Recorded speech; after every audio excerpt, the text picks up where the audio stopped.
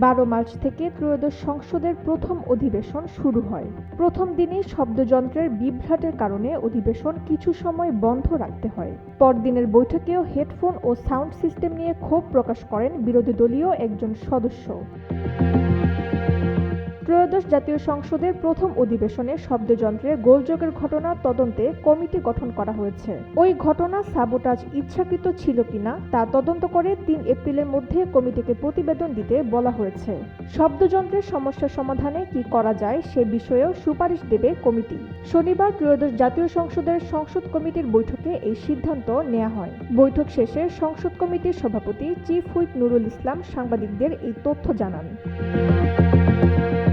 Sound সিস্টেমের সমস্যা আছে কিনা তা দেখার জন্য বুয়েট থেকে বিশেষজ্ঞকে আমন্ত্রণ জানানো হচ্ছে। সংসদ কমিটির বৈঠক শেষে চিফ হুইপ সাংবাদিকদের বলেন, তারা ধারণা করেন এখানে একটা সাবোটাজ হয়েছে।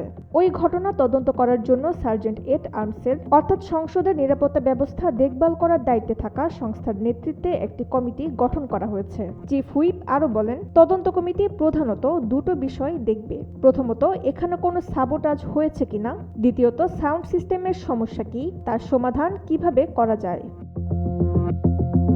ডেস্ক রিপোর্ট, সময়ের আলো।